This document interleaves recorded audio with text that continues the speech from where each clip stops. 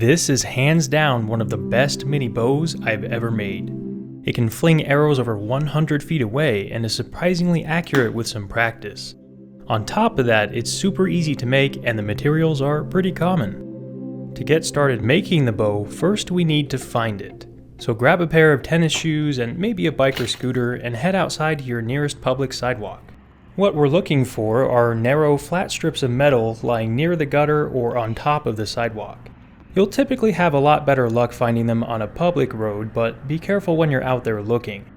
These strips of metal will typically be within about a foot of the gutter. Finding these things can be like spotting a unicorn if you're not in the right place. I searched a couple miles worth of street in the area that I live, but didn't find a single one. However, when I went to where I used to live, which is a nicer area, I found 29 usable pieces on an 8.5 mile round trip bike ride. To maximize your chances of finding them, pick a street that has a somewhat far away sidewalk in a good area. We're not the only ones who collect these, so a place where people can't easily spot them while walking will improve your chances. A way to further increase your chances is to search for a street cleaning schedule in your city or town. If a schedule exists, plan to visit that area for a walk or bike ride the day after the roads were scheduled to be cleaned. This tip will make sense in a second. If and when you manage to find one, you might recognize it. I personally remember seeing these things way back when I was young and wondering what the heck they were. Well, it turns out that these are bristles from the gutter broom of a common street sweeper. They're made of seemingly pretty good quality spring steel, and they occasionally get caught on things like jagged sections of concrete and break off.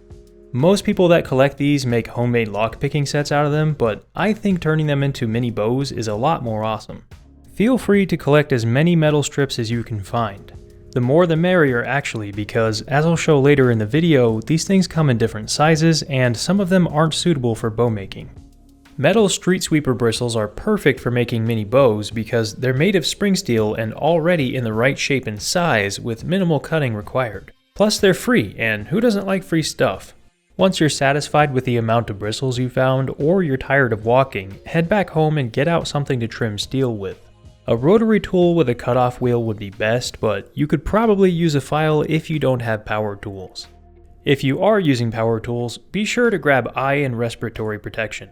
Also get some acetone or rubbing alcohol and some paper towels and head to a well-ventilated area, like a garage with a door open.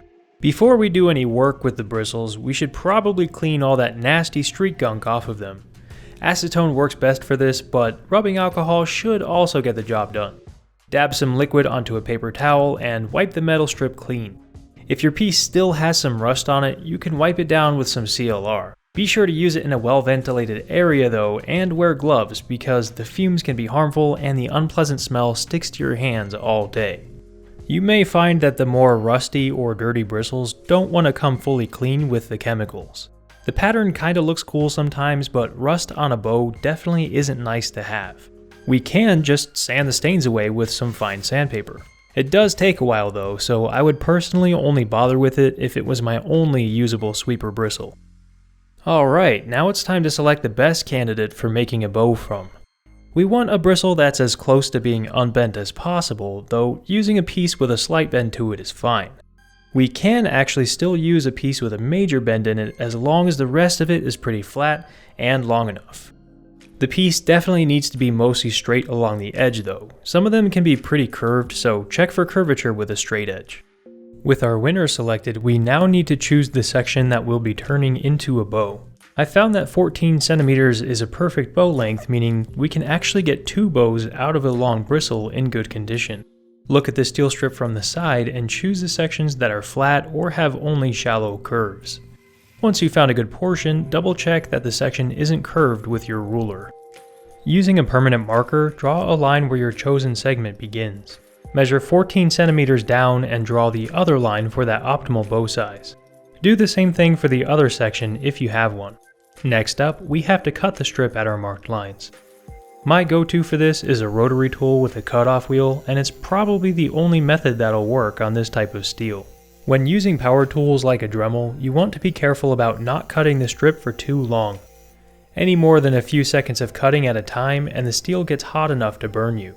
I wouldn't recommend wearing gloves to speed up the process either, because if the steel gets too hot, it can become brittle at the cut area. A trick you can use so you don't have to sit and wait so long is to put the bristle on some thick aluminum or copper plate. When I press the steel strip down, the aluminum plate I'm using dissipates the heat away so I can cut the strip all the way through without stopping. With our strips cut to size, let's flatten the edges that are probably somewhat diagonal and sharp due to how rotary tools cut. Do this by putting the tip on the cutoff wheel at a perpendicular angle. This should create a nice flat end, which we can then round off by grinding the ends at a more shallow angle. The next step is to create our string nocks. Mark a line about 2 mm from each end of the strip. The tool of choice again is a rotary tool, but this time we want to make sure that we're using a thin cutoff wheel. This allows for better precision, which is pretty necessary for such small proportions. Angling the wheel at about 45 degrees downward, slowly grind away the edge until it's about a millimeter deep. Unfortunately, we have to actually hold the strip for this part, so you'll need to take more breaks during this cutting process. Now repeat for the neighboring edge, making sure that the grooves are symmetrical around the center of the steel strip. Repeat this process for the other end of the bristle piece. With the string nocks done, let's get a quick measurement of the distance between the opposing grooves, measuring from the middle of each one. Whatever number you get, divide by 2 and draw a line that's that distance from one of your notches. This is the exact middle of the bow, and the line will help us know where to hold it later on.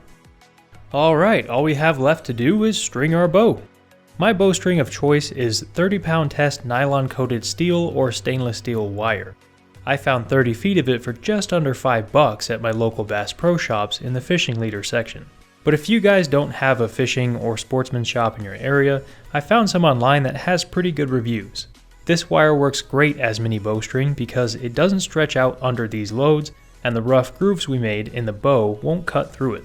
It also comes with sleeves, though we'll have to cut those into thirds with our Dremel if we want to use them, which is unfortunately nearly impossible. I typically use these crimp tubes that I bought on Amazon nearly 10 years ago. They're already in the right size and thinner and lighter than the sleeves included with the wire. If you do want to try using the sleeves, you'll need some tooth pliers to grip it strongly and a large amount of patience. After cutting the sleeve to a small size with the thin cutoff wheel, you may need to clean up the edges and the inside of the piece, which is also quite difficult. Once our crimp tubes are in order, we need to cut our bowstring to size. We want it to be around 1.3 centimeters shorter than the length between the string nocks, but we also need some extra slack for making the loops. 6 centimeters of slack should be plenty to make our string loops with, so in total we want to measure and cut a length that is 4.7 centimeters longer than the length of our bristle. Mark the steel wire 18.7 centimeters from the end, and then use some wire cutters to cut it. Grab a crimp tube and put it a few centimeters down the string. Bring the end of the wire into a loop shape and feed it back through the crimp tube. Tighten the loop by gripping and pulling the wire with pliers, preserving as much length as possible. Keep pulling until the loop is just long enough to slide over your strip of spring steel, but not too wide to stay in the grooves we made. We need to close the crimp now, and the best tool for that is a pair of crimping pliers. If you don't have one though, a normal pair of pliers will work just fine. After clamping down, trim the excess wire with your cutters. Line up your bowstring so that the crimp tube is right at the 0 line, and make a line 1.3 centimeters less than the length between your string nocks that we found earlier. This should come to around 12.5 centimeters, but it really depends on your bristle. The bowstring length is a really finicky thing because a single millimeter difference can make the bowstring too long or too short, as we can see here. Now repeat the loop making process on the other end of the string, but this time make sure that the crimp ends up on that line we just made. For this string loop, we want it to be a little bit easier to fit onto the bow than the first loop. You should be left with more slack than last time. Trim it off after closing the crimp. The last step to finish our bow is putting on the string. Hold it at the middle with your thumb and use your fingers to bend the ends of the bow a bit. Slip one loop over one end onto the string nock and pull the bowstring down to the other end until you can fit it onto the grooves. Straighten out the loops so the bowstring is centered and we're good to go. But we need a projectile. The arrows are pretty simple to make. The shafts are these mini wood dowels that you can normally find at Walmart in the crafting aisle. Search through the pack and find a few dowels that don't have serious curves or bends in them. Examine both ends of it and find which one is fuller, looking more like a complete circle than the other. Make a line 13 centimeters from this rounder end. That line is where we'll be cutting the dowel. You can use a rotary tool for this part, but I prefer just rolling it back and forth on a surface with a utility or crafting knife. Once you go around a few times applying some pressure, the end will just snap right off. The next step for our arrows is to create the nock, the part that contacts the bowstring and keeps the arrow from flying off of it during the release. Once again, the best tool for the job is a rotary tool with as thin of a cutting wheel as you can find. However, if you've got some crafting skills, you can use a small saw blade on a crafting knife. That's actually how I used to make all of my arrow and bolt nocks, but it wasn't easy. Using a normal blade to first create a shallow groove makes it a lot easier to get the process started. We need to carve out a groove in the center of the rounder end of the dowel. Both remaining sides of the end should be roughly equal in thickness, and the angle of the cut should be perpendicular to the face. Holding your Dremel as steady as possible, carefully carve out a groove that's about 2 mm deep and as narrow as you can get it. If the cutting wheel moves relative to the dowel, the groove becomes wider, so holding them both as steadily as possible is essential. If you messed up with the angle of the notch or cut it so off-center that one side of it is too flimsy to survive, we can just cut off the nock and try again. The arrow will work fine even missing a few millimeters. However, if you're having to redo the groove multiple times, it's better to just start with a new dowel and wait to trim it to 13 centimeters until after you've made a nice nock. It may take a few practice runs, but you should be left with a nicely centered, straight arrow nock around 2 mm deep. I'd highly recommend making more arrow shafts though, because it's not fun having to retrieve your ammo after every shot.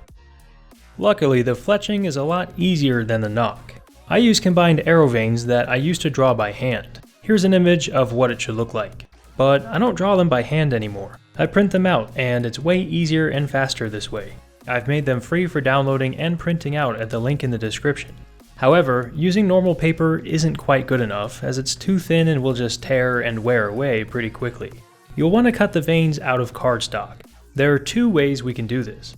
Option 1 is to just print onto a normal size cardstock sheet. I bought some multicolored 65-pound cardstock on Amazon, and it actually worked out really nicely. Download the full sheet of arrow vanes and be sure to click More Settings on the print menu to print at the actual size. Also, change your paper setting on the printer to thick paper if you can find it. With this method, you'll end up with more arrow vane sets than you can probably ever use, and all of them come out with high quality. It's also a lot faster and easier than the next technique. Option 2 is to use heavyweight index cards attached to normal printer paper. You can usually find them at Walmart and Walmart.com, and they work great for a lot of projects, including this one. To use this option for fletching, use a small amount of double-sided tape on each corner of the card and attach it to a sheet of printer paper at the top left corner. If you want to make more than 20 arrows, you can also tape a card to the bottom right corner and do the same thing on the other side of the paper for up to 80 arrow vane sets. After taping a card to the top left, flip the page over in the printer so that the index card is underneath on the right side. The reason for this is that in desktop printers, the page is actually printed on the side facing downward. Be careful though, because every printer is different and running such a thick page through yours could cause a jam. I've had no issues with jams using this method, but I can't promise it's 100% safe for your machine. If you're going with option 2, download the index card PDF from the link in the description. Be sure to also select the print exact size option. The downsides to making arrow vanes like this is that it's slow and wastes printer paper, plus the double-sided tape can easily warp or peel some of the card away when you're pulling the tape off. So you may lose 4 vane sets per index card, but that's still not too bad. Whichever method you choose to get the images onto some cardstock, you'll end up with as many durable arrow vane sets as you want. Cut them out along the outside edge of the black lines and set them aside. Now use one of your arrow shafts to pre-bend a vane set, keeping the dowel centered between the vanes. Make sure to only bend the middle portion around the dowel, not the vanes themselves. Once it's got a nice symmetrical wide V shape, use some multi-purpose glue to create a layer in the middle section. Apply the vane set to the dowel on the end with the arrow nock, leaving about 7 to 8 millimeters of space from the end. The orientation is very important here. Try to match it to this diagram. Start smoothing the vane set onto the dowel with your thumb and index finger, forming it to a roughly 60-degree angle. While forming, make sure that it's symmetrical. Both sides should be rising away from the shaft by the same amount. Also make sure that the back side of the vane sits parallel to the end of the arrow. And most importantly, keep the orientation of the vanes correct relative to the nock.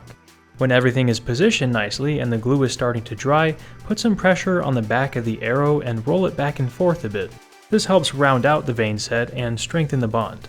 Keep holding the vanes around the dowel in the right shape until they don't change when you let go. Here's roughly the shape they should take when you're done, but don't worry if they're a little narrower than mine. It is important to keep them from taking too wide or too narrow of an angle though. Too wide and the vanes might collide with the bow or your fingers, too narrow and the arrow won't fly well. Once you have a good shape and it's holding, set the arrow aside and repeat the process for as many more as you want to make. The next thing we should do is add some weight to the front of the arrow. The best way to do this is using a hot glue gun. This glue is essentially rubber and prevents damage to furniture and pretty much everything when using our mini bow. But it can still harm eyeballs, so definitely do not shoot these things at anyone. Making the arrow tip is luckily pretty simple. Just put a round glob of hot glue around the non-fletched end of the shaft, keeping it as circular as possible. The best way to keep it balanced is to allow your glue gun to get as hot as it can before attempting this. With the more runny hot glue, we can use gravity to shape the blob, rotating it to keep it symmetrical and flipping it upside down if it's getting too long. If your glue isn't runny enough to be able to use gravity, you can always just hit it with some heat. We should now have fully made arrows with fletching, arrowheads, and nocks. We do need one finishing touch though. The front ends of the vane sets on new arrows tend to collide with the bow, making for erratic flight patterns and inaccurate shots. All we need to do to fix that is use some fine sandpaper like 220 grit to smooth down the edge of the fletching. Now, with fully finished ammo in hand, we're ready to shoot our bow. The best way to do that is as follows. Grip the bow with 2 fingers and a thumb, with your thumb protruding and pointing slightly upward just below that center line that we made earlier. This will serve as our arrow rest. Grab your arrow and put the nock onto the string. The middle of it should line up with the center line we made on the bow earlier. I found that the best way to hold the arrow is pinching the end with the side of your finger instead of the tip. The fingertip method will still launch your ammo, but it typically doesn't give as clean of a release, which harms accuracy. Before we pull the bow, we have to try to line up the arrow right in the middle of the string. When you pull it back, it should move straight backward without tilting up or down as it rests on your thumb. If your thumb is positioned correctly and the arrow is still teetering, it either means that you're not pulling it back correctly or it's not nocked in the right spot. Keep messing around with it until you're able to pull it back correctly. One good thing to know before we shoot our arrow is how far back we can pull the bow without warping it. This will depend on the thickness of your bristle, but a good way to know the max draw length is to pay attention to when it starts getting noticeably harder to pull it back anymore. This disproportionate increase in draw weight is called stack. When you feel it, don't pull the bow back much more. If done correctly, your bow should last you quite a long time. Alright, now that I've covered the drawing of the bow, it's time to move on to the release. The release is just as, if not more important for proper arrow flight as having the correct nocking point. So mastering it is one easy way to get straight arrow flights pretty consistently. Instead of opening your fingers to release the arrow, think of it more as pulling it back a little farther without tightening your grip. The arrow should just slip out right from your fingers. As long as you don't flinch or move the bow right before shooting, it should travel in a straight, arched path. To aim your bow, point it the same direction that the arrow is facing. If done correctly with enough practice, you should be able to get pretty consistent groupings with your shots. If your arrow is flying in a spiral or slices sideways through the air, it's likely that your release is sloppy. Focus more on the release method that I previously mentioned. However, it could also be caused by the arrow itself. If you can't get a clean arrow flight, try using other arrows or sanding down the edges of the vane set a bit more. If you notice that your arrow is often flying to the right of where it's pointing, but it has a good flight, that means you're pulling the bowstring too far to the right. Always favor pulling the string in a leftward direction to keep it flying the same direction the arrow is pointing. Another arrow flight problem that can happen is called porpoising. It's when the arrow oscillates up and down during flight. It mainly happens when you have it nocked too high or too low on the bowstring. Rather than constantly staring at and testing our arrow placement before every shot, we can add a permanent indicator. This permanent indicator is called a nocking point. It not only will give us a perfectly centered arrow every time, but it also prevents it from sliding around on the bowstring during the draw and release. This makes our shooting process faster and more accurate. The best material for the nocking point at this tiny scale would be small heat shrink tubing with about a 1mm diameter. Unfortunately though, finding heat shrink in that size is basically impossible, and the crimp tubes we used for making the string loops are sadly too bulky and heavy. However, we can make our own small nock set out of brass or copper. The thinnest sheet I could find at my local Hobby Lobby was 0.01 inches thick, and it works out pretty well. What we need to do first though is find the exact middle of our bowstring. So remove it from your bow and line up the edge of a crimp against a ruler and measure the distance to the other crimp. Divide this number by 2 and mark it on the string. Now we need to go 1.5mm away from center in both directions and mark those points. This gives us a 3mm wide nocking point, which should be perfect for our arrows. To make our brass nock set, we need to cut out 2 tiny pieces from the sheet. The length should be the same as the circumference of our bowstring and the width should be about 1 millimeter. My wire is 0.65mm thick, which brings me to a circumference of just over 2mm using the formula. Make a small fine line at a little past 2 and 4mm from the edge, and cut the pieces off with some tin snips or some heavy duty scissors. We should now have 2 1x2mm strips. These weigh 1/4 as much as the crimp tubes used for the string loops, and they're low enough profile to not mess with our shots. This last part is the trickiest one. Before we can attach the brass strips, we have to form them into a U shape. Grab the end of one with the tip of some needle nose or crimping pliers and curve it around the nose on a hard surface. Keep rolling it until it can't bend anymore. Do this process for the other piece and you should end up with 2 tiny brass U shapes.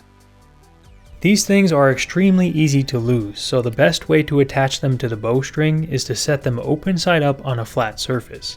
Place the string on top and line up the piece with one of the off-center marks we made earlier. While keeping pressure on the wire, use your pliers to close the open brass. You have to squeeze it at the top though, because otherwise it'll force its way off the wire and it's nearly impossible to get it back on. When it's closed enough to stay on, readjust the brass if needed and use your pliers to bring the metal to a nicely closed circle. It'll require some shaping and squeezing with your crimping pliers.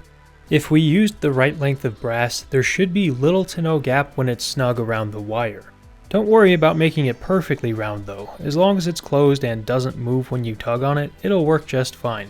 Repeat the process with the other piece and you should now have a nice nocking point. And now we don't have to worry about checking the arrow's angle before every shot.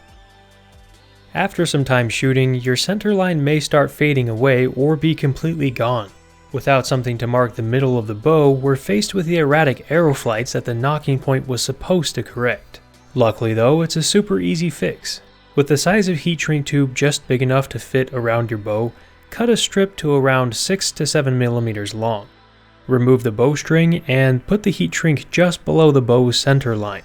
With this placement, the arrow will physically get sort of caught right about at its center, giving us a physical indicator of where to place the arrow and our thumb.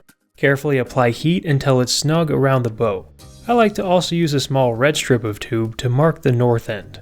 Now you'll always know which side is the top and you don't have to worry about accidentally wiping away the center line. You may notice after a while that your bow is slightly warped. It's not flat like it was before. This is because of the way bows work. There's more leverage against the middle of the bow than at the ends, which means that in a stick of consistent thickness, the middle bends more than the ends, as we can see in my original plastic mini bow. Exceeding a certain angle, determined by the material's physical properties, is what causes it to warp. To get a better, more even curvature of our bow and reduce the bending in the middle, we can do a process called tillering. It's a pretty broad and confusing term, like a lot of archery terms, but it basically means removing material from the bow itself. Without going into detail about bow physics, we essentially want the ends of the bow to be as light and flexible as possible without compromising its ability to hold the string. The best way to do that at our scale is to taper both the width and the thickness of the bristle, but there is a slight problem with that. At this scale, it's pretty difficult to taper the thickness of the steel bristle without making it too thin or inconsistently shaped. So in order to get a nice full tiller on your bow, you need a thick street sweeper bristle. As I mentioned earlier, these bristles come in a variety of widths and thicknesses. I measured and graphed most of the strips in my collection with my digital caliper. As you can see, the trend is that the wider the sweeper piece, the thinner it is, and vice versa. It's not absolute, but true most of the time. The ideal bristle thickness to make a fully tillered bow is around 0.8 mm or thicker, but you can make it work with as little as 0.75 mm. In the area I collected these things, thicknesses of 0.8 mils or higher proved to be quite rare, as we can see in the graph. But you may have better luck finding them in your city. Unfortunately, even a good ruler isn't quite a precise enough tool to gauge the thickness when it comes down to a 1/10 of a millimeter difference. A good digital caliper reigns supreme here. If you're looking to get one, this one I got on Amazon has impressed me so far. Alright, once we've got a good quality street sweeper bristle at least 0.75 millimeters thick, we can start tillering it. If the original bow you made is thick enough, you can use that, but it's best to start with a fresh bristle so we can see the difference in warping and curvature. Make a new bow the same way as before and mark the line in the exact center of the bow again. This time though, we'll be adding 2 more lines on the bow, each at 1.25 centimeters from the center. This 2.5 centimeter section will be our handle, and we won't be grinding any of it away. Speaking of grinding, it's time to start doing that. Do you know which tool works the best for this part? That's right, it's the rotary tool. A medium to coarse grit sanding drum attachment is what we need. Also, before we get started, grab some eye and respiratory protection to avoid unwanted metal dust or shrapnel. What we want to do is taper the width toward the ends of the bow in a way that keeps it symmetrical. So we have to grind away the same amount of material on both sides. Start at the edge of one of the 2 outer lines and smoothly and slowly grind away steel. We want a gradual reduction of the width and as consistent of an angle as possible, as shown in this diagram. If you work your way back and forth down the limb of the bow, with more and more focus toward the ends, it makes it a lot easier to get a good result. Just be sure to not remove so much steel that your string knocks completely disappear. Inevitably though, you'll probably grind away some of the knock area. If that happens, just use the thin cutoff wheel to redefine them. You don't want to go too narrow though, because the knocks will be compromised. I try to keep the bow at least a millimeter wide inside the grooves. One thing I learned while filming this is that you really need to make sure you have a straight section of sweeper bristle. I didn't notice beforehand how curved my piece actually was and only realized when I finished my width tiller. You can see that it looks a bit curved toward the end, and checking it with a ruler confirms it. Before starting to tiller the width, you can make a line straight down the middle of the bow with a ruler. It helps us make sure there's not a major curve in the strip and functions as a reference when you start grinding. I'm going to just go forward with this bow though and hope that it still works fine. Once you have a nice taper on the width of the bow, it's time to work on reducing the thickness. Do this part the same way as we did the sides of the bristle while making sure the surface of the bow remains as flat as possible. You can use a caliper to check different points on the bow and ensure that it's progressively thinner and narrower toward the ends. The change in thickness is a bit harder to see since it changes a lot less than the width, so the caliper really does come in handy. If you find any points that are thicker or wider than points closer to the center, you can just touch it up with the Dremel. You may need to put the string on your bow and check the curvature multiple times to get it right though. In this clip, we can see that the bottom part is stiffer in the middle and the ends than the top portion, so I need to grind a little more away. If you're a perfectionist and want the best possible performance from your bow, something we can do is create lines on both sides equidistant from the center. By using our caliper and writing down the values at each line, we can find which areas need a little more grinding to achieve a neutral tiller. Neutral tiller means both sides of the bow have the same stiffness, which leads to a symmetrical curvature. For our spring steel, it basically means the same thickness and width due to how consistent steel is. This step isn't necessary though, because our bow will work just fine by using our eyes to gauge congruence of curvature. Even though the north side of my bow is smaller at most data points, the tiller still looks good. After the tiller's done, it's a good idea to sand the edges of the bow with some fine sandpaper to remove rough edges and prevent cuts and splinters. Afterward, feel free to add some heat shrink to mark the handle area and north side like before. You may need to redraw the center line though, because it's easy to accidentally wipe away when tillering. If this new bow is the same exact length as the original one you made, you could just transfer the bowstring, but I recommend making a new one with a new brass nock set. This way you have 2 bows, and 2 is better than 1. Plus, you can shoot them back to back and really feel the difference. After attaching the string, we've now fully upgraded our bow to provide faster and more repeatably accurate shots while increasing its longevity by preventing bow warping. Let's have a look at that curvature. So much better looking than the standard bow. You may notice that when you pull it back, the draw even feels nicer somehow. Another advantage of this bow over the basic, non-tillered one is that it's more powerful due to the thicker bristle, but doesn't suffer the problem of getting major bends in the middle. It's also lighter toward the ends, which even further increases arrow speed. After a lot of practicing with this bow, we can see that it does have a permanent curvature to it, but it's very mellow and spread out across the entire thing, unlike our basic version. Even my first tillered bow, of which I only tapered the width and not the thickness, has a major bend in the middle. So a full tiller of both the width and thickness is definitely ideal. Well, we've upgraded this thing as much as we can. Let's go test it out. In a distance test, our basic bow can fling arrows up to 110 feet away with a good shot, while our tillered bow exceeds that at 120 feet or more. I could have gotten even longer distances if there was no breeze or I stayed outside longer, but it was 105 degrees outside and both of our phones were overheating. Still, I'd say 110 plus feet for this tiny bow and arrow is pretty dang awesome. The real fun comes with target shooting. At 10 feet away, I was able to hit this balloon 100% of the time, landing all 10 shots. My accuracy dropped to 70% standing 15 feet away, with 7 arrows out of 10 hitting the target. At 20 feet range, I surprisingly only missed 4 shots, getting 60% accuracy. These misses of the target were largely due to the fact that the angle that the arrow flies off is dependent on which way I pull the bowstring back. As I mentioned earlier, these slight errors in bowstring angle cause the arrow to deflect off the bow to the right, and this bow doesn't really give us a way to tell if the angle is optimal. There is a way to minimize bow draw differences so that the arrow pretty much always flies in the same direction. That means another upgrade is in order, but it's a whole different style of mini bow, so I'll have to save that for a future video. I really want to thank you all for watching, especially those who have stuck with me over the years in spite of my extended periods of inactivity. Your support really means a lot, and I'd like to give back in a way that I actually can. I'll be sending out a mini bow, 2 arrows, and 12 extra arrow vane sets to the first 5 people that comment on this video. The bow will be upgraded with the center and topside indicators on the bow, and a brass nocking point on the string. The first person to comment will also get the even better bow that the next video will be about, and 3 extra arrows when that video is released. Just so I know that you're commenting for the free mini bow and arrows, be sure to include hashtag #EpicMiniBow in the comment.